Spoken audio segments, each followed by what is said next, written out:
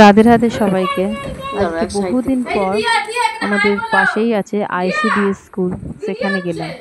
লকডাউনের পর যেন স্কুলগুলো একবারে অকেজো হয়ে পড়েছে।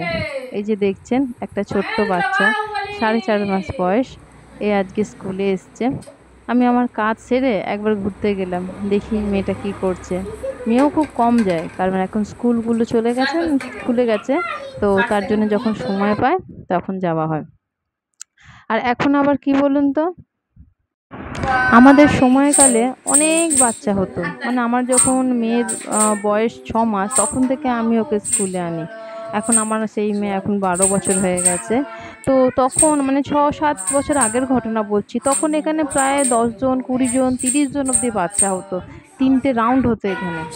তো তখন একদম বাচ্চা আর গার্জেনের গিজগিজ করতাম, কারণ কি তখন বাচ্চাদের খাওয়াতে আসতে হতো, সবাই মিলে একটু সুযোগ পেয়ে যেতাম গল্প করা বা কিছু শেখার। এই যে আন্টি দেখছেন, উনি খুব ভালো একজন মানুষ, খুব ভালো শিক্ষিকা। কারণ এরা যখনই আসতো আমাদের কোনো সমস্যা হলে ইনি ডাইরেক্ট হোক ইনডাইরেক্ট হোক আমাদের প্রচণ্ড পরিমাণে হেল্প করতো, আমাদের কোনটা ঠিক কোনটা ভুল আমাদের বোঝাতো, যেটা হয়তো আমার নিজের গার্জেন হয়েও অতটা সাপোর্ট করতে পারতো না বা বোঝাতে পারতো না। উনি সমস্ত রকম সমস্যার সমাধান করতো, বাচ্চাদের ব্যাপারে তো করতোই। তখন আমরা সবার বাড়ি থেকে কিছু কিছু রান্না করে আনতাম, মানে বলতে গেলে প্রত্যেক দিন একটা পিকনিকের মতন জায়গা হতো। আর এখন দেখুন, এদেরকে বাড়িতে গিয়ে ঘরে ঘরে গিয়ে বাচ্চাদেরকে ধরে ধরে আনতে হয়। জানি না কি কি কারণে তারা বাচ্চাদেরকে এই স্কুলে পাঠাতে চায় না। এই স্কুল থেকেই কিন্তু আমরাও শিক্ষা ব্যবস্থা, মানে আমরাও শিখে উঠেছি। আমাদের সময়কে আমরা তখনকার লাড্ডু স্কুল বলতাম, কারণ এই ছাতুর লাড্ডুগুলো দিত, সেই লোভে আমরা যেতাম, কিন্তু সেখান থেকেই আমাদের হাতে খড়ি।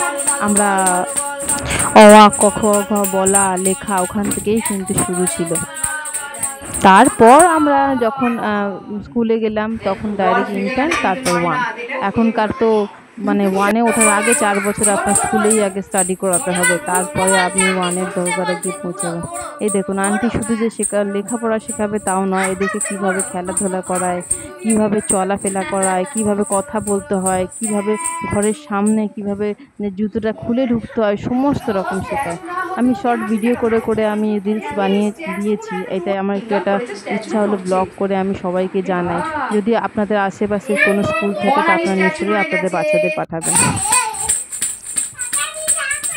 এই ধরনের খেলাধুলা হয়তো আমরা ঘরেও তাদেরকে শিখিয়ে উঠতে পারবো না। দেখুন কিভাবে ছোট ছোট শিশুরা একে অপরের সাথে কি সুন্দরভাবে খেলছে, এতে এদেরও বুদ্ধিরও বিকাশ হয়।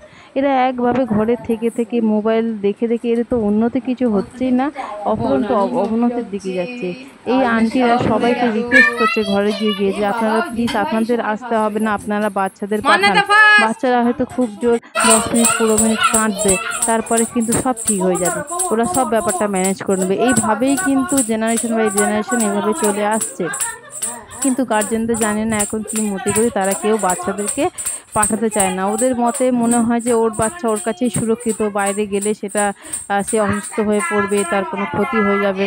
যে সবাই আলাদা আলাদা চিন্তাভাবনা, নিশ্চয়ই কিছু ভালো কিছু ভেবেই ওরা করে। কিন্তু আমার যখন মেয়ের, এই যে ছোটো মেয়ে দেখছেন, লকডাউনের সময় সে হয়েছে, যেহেতু 3 বছর সেখানেই কেটে গেছে। 3 বছর পর যখনই স্কুলটা খুলেছে তখন থেকেই আমি এখানে পাঠাই, এখান থেকেই ওর হাতে খড়ি দেবা, মানে ক খ গ বলা লেখা সব। সবাইকে অনুরোধ, সবাই পাঠান। রাধে রাধে।